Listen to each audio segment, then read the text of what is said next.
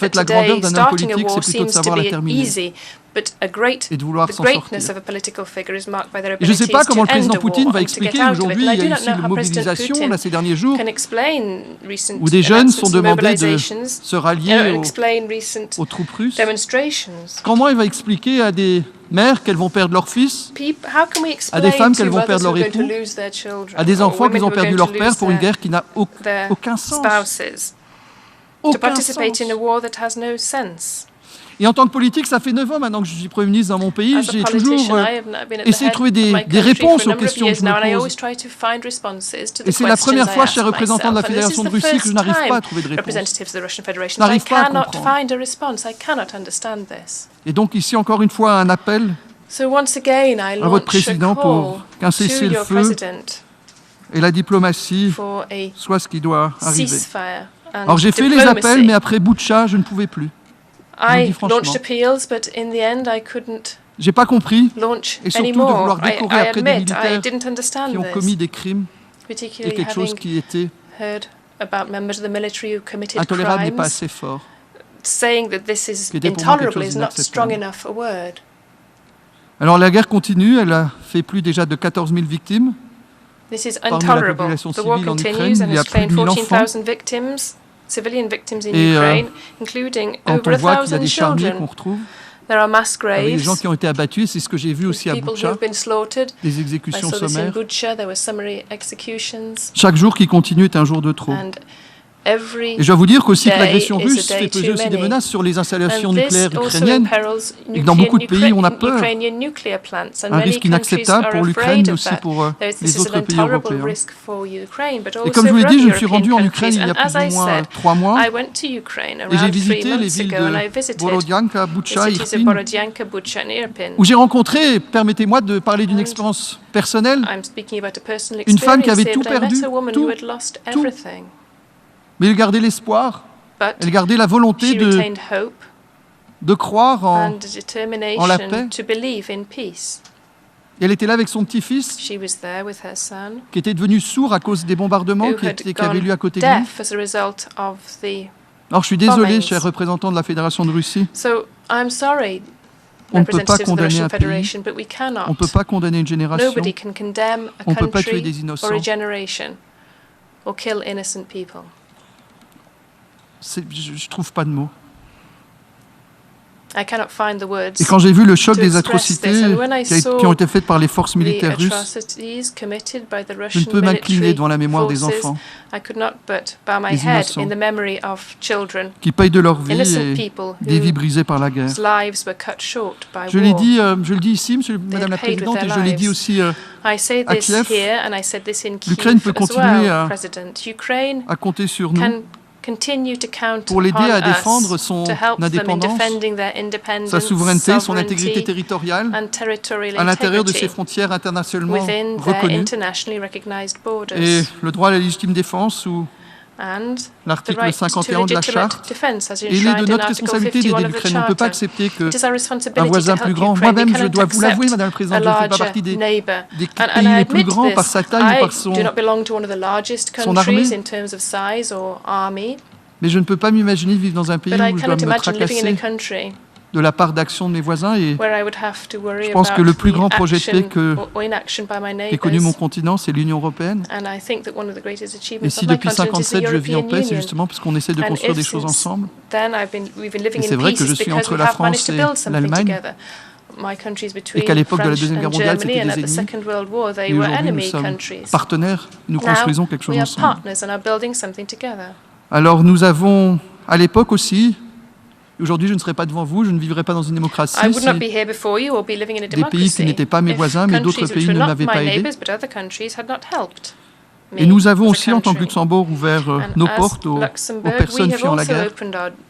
Ces gens ne veulent pas une meilleure vie, ils veulent tout simplement pouvoir vivre. Et nous avons accueilli plus de 1000 élèves d'Ukraine dans nos écoles. Et je dois vous dire que ce soit à Kiev ou que ce soit aussi chez nous, le courage de ces mères, de ces familles, de ces enfants, de ces hommes en Ukraine qui aussi commencent même à reconstruire leur pays, à faire revivre leur ville libérée après la barbarie qui s'est déroulée. Et on doit honorer ce courage et sans relâche aussi les enquêtes menées par les acteurs nationaux et internationaux, et je pense par exemple à la CPI, afin que les responsables des crimes de guerre et des autres crimes commis en Ukraine soient identifiés, poursuivis et punis. Il ne saurait y avoir d'impunité ni pour les crimes de guerre, ni pour les crimes contre l'humanité, ni pour le crime de génocide, ni pour les crimes d'agression. Et permettez-moi donc de saisir cette occasion pour saluer aussi le courage en Russie, parce que le président Poutine a demandé quand même maintenant une mobilisation et vous voyez des Russes qui partent, des jeunes Russes qui quittent leur pays. On voit aussi des... Et la réponse ne peut pas être, on ne peut pas parler, et Charles l'a dit tout à l'heure, on ne peut pas dire que aujourd'hui parler de guerre déjà vaut condamnation. Je pense qu'il n'est pas trop... Si, il est déjà trop tard. Car ce qui s'est passé est impardonnable. Mais cessez le feu. Arrêtez de tuer des innocents. Et quelque chose, cher représentant de la Fédération de Russie, qui me tient à cœur moi-même. Et pourquoi je suis si sensible à ce sujet? Je vous le dis. J'ai une grand-mère qui était russe. J'ai un grand-père qui était polonais. J'ai un grand-père luxembourgeois et une grand-mère française. Et ma grand-mère était orthodoxe, mon grand-père était juif. L'autre athéiste et l'autre catholique. Et même sur mon territoire, ayant du sang juif, étant libéral, étant marié à un homme, aujourd'hui, je serais condamné à mort dans mon propre pays.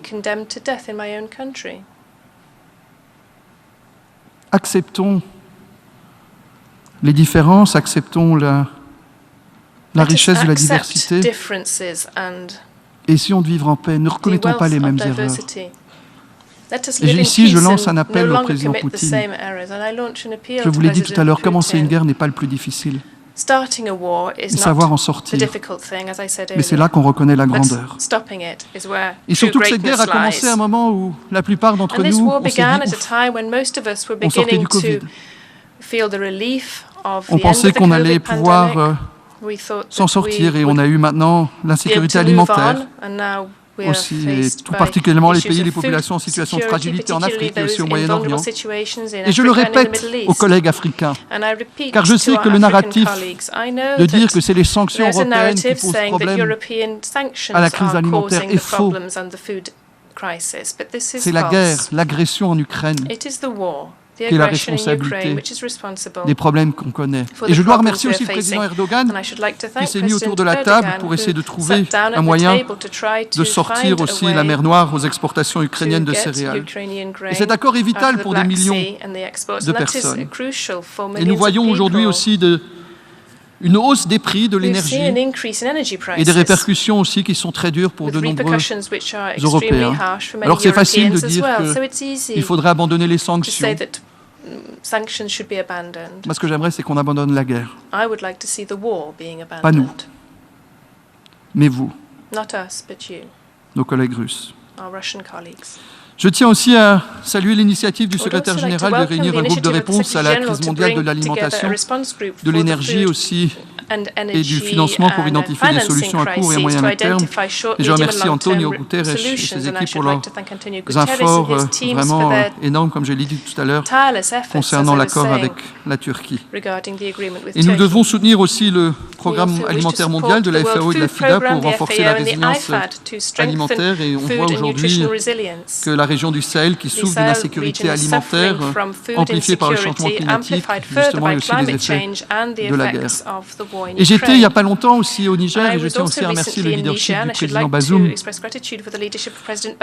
est un pays partenaire de la coopération et nous voulons justement nous engager pour plus de stabilité dans la région. Je dois vous dire que je me rappelle quand j'étais avec M. Roche, quand j'étais avec Ibeka, aujourd'hui les leaders ont changé. Je pense que l'instabilité en Afrique est un facteur qui est dramatique à côté d'autres crises qui existent. Moi, je suis fier d'être Premier ministre aussi, Madame la Présidente, d'un pays où 1% de son revenu national brut est réservé à l'aide publique au développement. Et la plupart d'entre vous, vous vous en doutez, qu'à chaque fois qu'on parle d'aide publique pour le développement, que vous avez l'un ou l'autre pays qui vous dira, l'un ou l'autre citoyen qui vous dira, mais pourquoi est-ce que vous aidez les autres? Il y a toujours des problèmes chez vous aussi. Et je suis fier d'avoir 1% pour aider d'autres personnes quand on voit que certains problèmes que nous avons chez nous sont des problèmes qui sont minimes par rapport à d'autres. Et nous voulons aussi contribuer à justement réaliser le programme de développement durable à l'horizon 2030. Et afin d'atteindre justement ces objectifs, le partenariat avec l'Afrique est crucial et nous entendons aussi le renforcer au niveau continental entre l'Union européenne et l'Union africaine, et ceci aussi au niveau bilatéral. Et cela va au-delà de la coopération traditionnelle axée sur les secteurs sociaux, tels que la santé ou que l'éducation. Il s'étend à la coopération en matière d'énergie renouvelable et de lutte contre les changements climatiques, comme nous le faisons aussi avec nos partenaires du Cap-Vert, et à la coopération aussi dans les domaines de la technologie et de l'information. Et récemment, j'étais à Kigali, au Rwanda aussi, où nous continuons aussi à le faire. Et si on veut être des partenaires crédibles, on ne doit surtout pas faire des réunions où on s'engage, parce que ça, on a tendance tous à le faire, mais aussi à respecter nos engagements. Ça ne sert à rien de se rencontrer pour se promettre, mais après de ne pas le faire. Donc pour ma part, par exemple, au niveau du financement climatique, mon pays a décidé d'appliquer le principe de l'additionnalité, donc notre financement s'ajoute aussi à notre APD. Et lors de la COP26 à Glasgow, j'ai annoncé que le Grand Duché de Luxembourg allait augmenter son financement climatique pour porter à 220 millions d'euros sur la période 21-25. Et la moitié de ce financement va à l'adaptation au changement climatique, justement dans les pays les plus vulnérables. Nous comptons aussi investir une part croissante dans des instruments innovants afin de mobiliser des financements privés. Et nous sommes chefs de file européens en matière de finances durables et nous jouons justement un rôle majeur dans la mobilisation de capitaux privés justement requis pour financer les transitions vers la neutralité carbone et justement avec la BEI aussi dans le domaine de la finance durable. Face à l'urgence climatique, de temps en temps, je vais vous dire aussi, parce qu'on est un peu frileux en tant que politique. On se dit est-ce qu'on peut ou est-ce qu'on ne peut pas. J'ai un grand nombre d'orateurs aujourd'hui qui se posent, et nous on se demande si ça va augmenter de 2 ou 3 degrés, quelles seront les conséquences. Il y a certains pays qui demandent combien de temps ils vont exister encore. Ils risquent pas d'être rayés de la carte du monde à cause de l'augmentation des températures. En sommes-nous aussi conscients? Et donc, au Luxembourg, j'ai lancé quelque chose qui s'appelle le Conseil des citoyens, où on a demandé à 100 citoyens de se retrouver ensemble et de faire des propositions. Et on réalise en fait que les propositions de nos citoyens sont souvent plus courageuses que ce que nous, en tant que politiques, on pense. Donc, une expérience assez intéressante et on doit être à leur écoute. Et on va se retrouver à Sharm el-Sheikh pour un grand nombre d'entre nous. Nous devons nous mobiliser pour garder le cap justement de l'objectif de 1,5 degré Celsius auquel nous avons souscrit à Paris. C'est seulement ainsi qu'en faisant des efforts communs qu'on arrivera à réduire l'impact du changement climatique. Et permettez-moi de penser aussi à nos amis du Pakistan, avec ce qui s'y passe. Et ça a un impact aussi sur les droits humains, et en particulier sur les droits des enfants. Et cela fait partie donc des priorités du Grand Duché de Luxembourg au Conseil des droits de l'homme. Nous nous engageons aussi au Conseil pour pouvoir l'égalité des genres, lutter contre les discriminations, renforcer l'état de droit, l'espace civique, contre l'impunité. Et permettez-moi juste d'avoir aussi une pensée pour Mahsa Amini en Iran. Ce qui s'est passé, la police de la moralité, qui a décidé de l'avenir d'une femme. Est-ce qu'il est normal encore, Madame la Présidente, et je l'ai dit l'année dernière quand j'étais ici devant vous, que selon mon lieu de naissance, mes droits ne sont pas les mêmes? Que selon mon lieu de naissance, si je suis membre d'une certaine religion, je n'ai pas de droit. Si je suis d'opinion politique différente, je n'ai pas de droit. Si je suis d'une orientation sexuelle différente, je n'ai pas de droit. Dans même certains pays, je suis condamné à mort. Et si je suis une femme, j'ai moins de droits qu'un homme. C'est une réalité aujourd'hui, en 2022. Donc nous avons, il est très important pour nous de continuer à vraiment avoir ces commissions internationales indépendantes chargées d'enquêter sur les violations des droits humains, et ça, malheureusement, avec un boulot qui est de plus en plus grand au niveau international. Et nous avons à cœur, Madame la Présidente, de nous montrer aussi à la hauteur de la responsabilité quand on nous a élus au Conseil des droits de l'homme pour le mandat 22-24. C'est la première fois que nous avons l'honneur de siéger aussi dans ce Conseil, et c'est l'occasion aujourd'hui pour moi de vous remercier très chaleureusement, en mon nom personnel, en mon nom aussi au nom du gouvernement et de mon pays, de nous avoir fait confiance. Vous l'avez dit, Madame la Présidente, Monsieur le Président a insisté sur le fait de dire que nous sommes à un tournant décisif et que nous devons répondre tous aux différents défis que nous avons, que ce soit la guerre, le dérèglement climatique, et nous devons trouver des réponses communes, nous devons agir aussi ensemble. À ceux qui disent que l'ONU est impuissante, je réponds que l'ONU et ce que nous en faisons, tout dépend de l'ambition qu'on a et de aussi ce qu'on arrive à en faire, à nous de nous mobiliser pour trouver des solutions, pour forger des alliances et des compromis qui permettent de renforcer la coopération multilatérale. Et ce printemps, par exemple, le Luxembourg a eu l'honneur de faciliter avec le Bangladesh les négociations qui ont abouti à l'adoption par consensus de la première déclaration sur les progrès réalisés dans la mise en œuvre du pacte mondial pour des migrations sûres, ordonnées et régulières. Nous avons aussi participé aux efforts qui ont permis l'adoption par consensus d'une initiative sur le Liechtenstein sur le veto. Elle établit un mandat permanent pour cette Assemblée tienne un débat en cas de recours au veto au Conseil de sécurité. Oui, nous avons un système, il est tel qu'il est. Essayons d'en faire le meilleur et nous avons aussi besoin de réformes du Conseil de sécurité. L'ONU ne peut pas être un chien qui aboie mais ne mord pas, un chien sans dents. Il est important qu'on arrive à avoir une ONU qui fonctionne, où on arrive à expliquer que cette instance qui est, et rappelez-vous, pourquoi est-ce qu'on est ici? C'est après la Deuxième Guerre. On a voulu, après la guerre, se mettre autour d'une table pour trouver des solutions, pour travailler ensemble. Et aujourd'hui, l'ONU ne doit pas être l'endroit où, à travers un veto, j'arrive à bloquer la volonté de construire quelque chose ensemble. Donc nous saluons les travaux qui ont été lancés pour donner suite aussi aux propositions formulées par le secrétaire général. Et il y a quelques jours aussi s'est tenu le sommet sur la transformation de l'éducation. La décision a été prise de créer un bureau de jeunesse. Et il est très important aussi d'impliquer les jeunes car les erreurs qu'on fait aujourd'hui, c'est à eux de les payer demain. Il faut avoir le courage de savoir que la politique, c'est pour certains les échéances prochaines, mais c'est surtout l'héritage que l'on laisse aux générations futures. Alors, Monsieur le Président, Madame la Présidente, je peux vous assurer que le Luxembourg continuera à se mettre au service des Nations Unies pour porter haut nos valeurs communes, les valeurs de l'humanité. C'est pour cela que le Grand-Duché de Luxembourg est aussi candidat au Conseil de sécurité pour le mandat 31-32. C'est pour cela que nous continuons à nous engager pour la paix et la sécurité en Ukraine, au Mali, au Proche-Orient.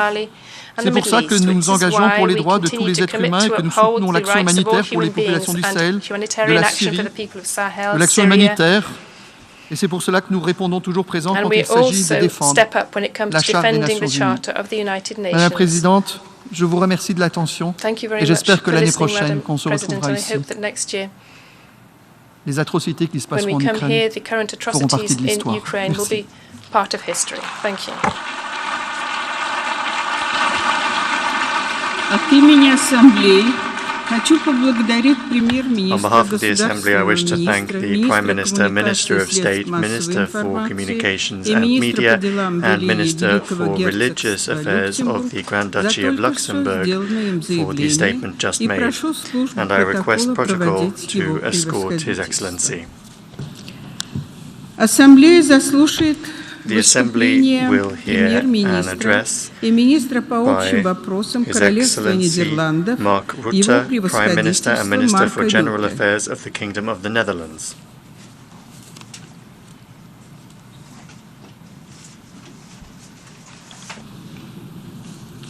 Я с большим удовольствием приветствую премьер-министра и министра по общим вопросам Королевства Нидерландов, его превосходительство Марка Рютте.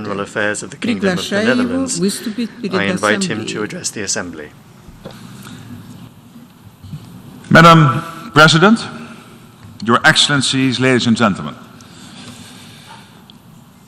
Growing up in Europe as a child of the Cold War, the Iron Curtain was a fact of life. I still vividly remember when the first breaches began to appear in the mid-1980s. The credit for that shift, which made a profound impression, was largely due to Mikhail Gorbachev, who passed away a few weeks ago. Although he represented a dogmatic, undemocratic and oppressive system, he had the courage, as a matter of principle, to choose freedom and humanity. I mention that memory here for a reason. As Russia's recent past and Mr. Gorbachev's legacy have shown, we always have to make a choice. The choice between might is right and, in the words of the great Dag Hammarskjöld, an international community living in peace under the laws of justice. That is my message today. Working together under the laws of justice is and will remain the only path to a safe and prosperous world. That is why Russia's aggression must be stopped. And right now, Russia stands on the wrong side of history. It is hard not to think of historical analogies where one powerful country with expansionist ambitions invades other countries under the false pretense of victimhood and security. Let me be very clear. Russia is not the victim here.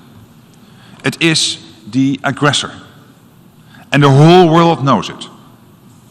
No one was invading Russia. No one was threatening the Russian people. The people of Ukraine wanted only to be left in peace, to decide their own future. Again, there's only one aggressor here, and that is Russia. For too long, we assumed that it was pure rhetoric when Mr. Putin said that the end of the Soviet Union was the greatest geopolitical catastrophe.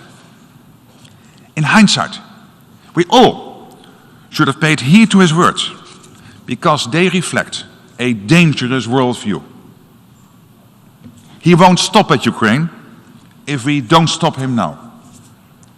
This war is bigger than Ukraine itself. It's about upholding the international rule of law.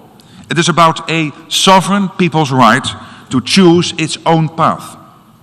It's about freedom, theirs and ours. So this war is about our common future.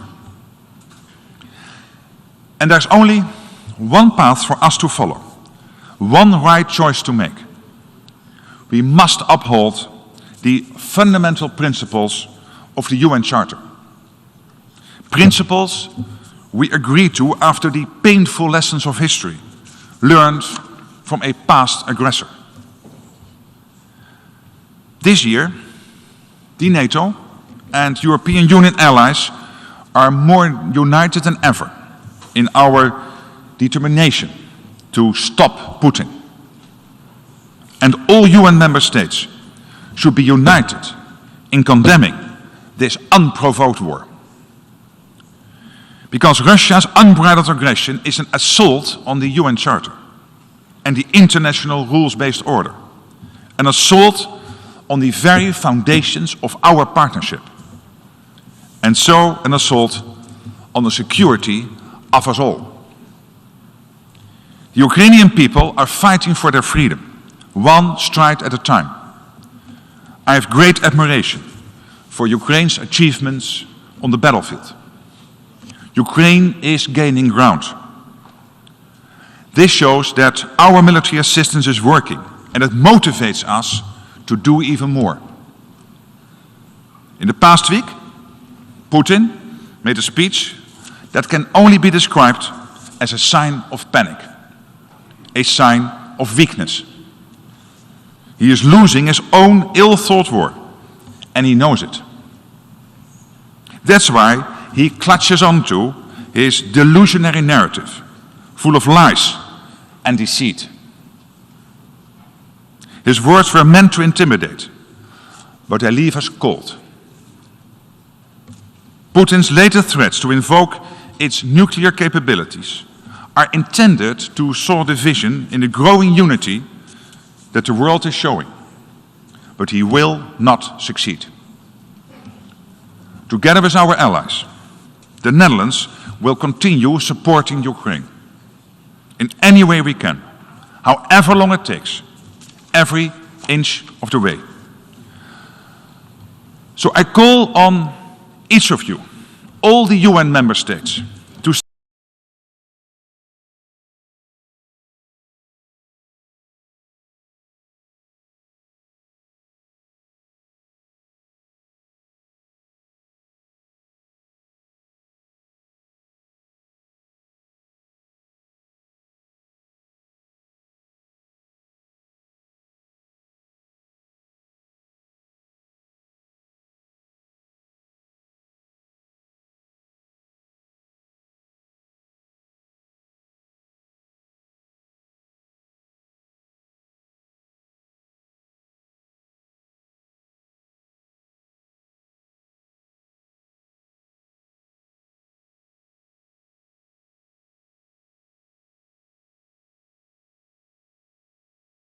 is the suffering of the people of Ukraine. And frankly also the suffering of Russian people who are caught up to fight against their will. Every week we are seeing more evidence of atrocities, like in the recently liberated city of Izium. The world cannot and will not stand by and do nothing. There can be no justice without accountability. The Netherlands and the city of The Hague, the legal capital of the world, feel a special responsibility in this regard. We have already supported fact-finding missions by sending forensic experts to Ukraine in close cooperation with the International Criminal Court. And last July we hosted the Ukraine Accountability Conference, where 45 countries agreed on key priorities in guaranteeing justice for Ukraine. We know from experience that achieving international justice can be a long and painstaking process. For more than 8 years now, we have been closing in on the Russians responsible for the downing of flight MH17 in eastern Ukraine. I'm grateful for the unwavering support we have received from Ukraine and many other countries in our fight for justice, for the 298 victims and their families. And I promise you this: the Netherlands will continue working hard to ensure justice for Ukraine as well. By the same token, we stand firmly with those in Russia who oppose the war, who long for peace and justice, who do not want to send their children into a senseless war, and whose voices are not being heard. And we will also support those people all over the world who are suffering the effects of the war indirectly. Putin's war has created not only thousands of victims in Ukraine, but also hundreds of thousands, perhaps even millions of victims of hunger and poverty around the world. Here too, the UN family must hold Russia to account. Putin's cold-blooded power politics, exploiting the most basic human needs of so many people, provides an extra argument for ending the fossil fuel era even faster than we planned. It makes tackling that other great global issue, climate change, even more urgent. And here too, worldwide cooperation is an absolute must. Together, we all have made pledges aimed at keeping global warming below 1.5 degrees Celsius. And around the world, we all feel the urgency of this task. The Kingdom of the Netherlands, which is made up of 4 very different countries, is also feeling the effects of climate change. From heavier rainfall and worsening drought in the European part of the kingdom to more severe hurricanes and rising sea levels in the Caribbean part. Small island developing states are at the forefront of the world's climate adaptation strategies.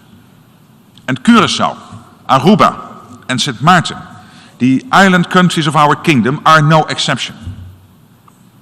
We are experiencing both the challenges confronting mainland Europe and those which small island states face every day. Rising ocean temperatures, coral bleaching, loss of biodiversity, and ocean pollution. As one kingdom, we know that water is the factor linking all the great challenges of our time, from food and energy to migration and urbanization. What's more, 90% of all climate disasters manifest themselves through water via flooding, drought, or pollution. Many parts of the world are already facing the reality of having too much or too little water, or water supplies that are too polluted. Recent events in Pakistan are a sobering reminder. Devastating floods, disrupting the lives of more than 30 million people. This illustrates once more that water is at the heart of many global problems. It has the power to turn our lives upside down, to threaten our health, our safety, our food, and our living environment. But at the same time, collaborating on water issues presents us with a big opportunity to make the world safer, healthier, and more prosperous. Investing in water security should be a top priority for our common future. Because worldwide water solutions are an existential issue, making them a basic necessity for the world. And it is our responsibility to place water security at the core of all our climate action and at the core of our worldwide efforts to achieve the Sustainable Development Goals. And that is where the Kingdom of the Netherlands, together with our friends from Tajikistan, will be hosting next year's UN Water Conference. And this conference is all about action. Action by governments and the private sector, working closely across sectors and regions. It can and must be a turning point, because it is now or never. So I urge you all to be there. And in the meantime, we will need to step up our other climate efforts too. We will have to rapidly deliver on the promises we made last year in Glasgow. COP27 in Sharm el-Sheikh will be another milestone, if only because it will mark the first time we are convening on the African continent. Earlier this month, I met with African leaders in Rotterdam at the Africa Adaptation Summit. Our discussions further impressed on me the importance of climate action for Africa. And I can tell you this, the EU members... financing facilities. Mr. President, Solomon Islands embrace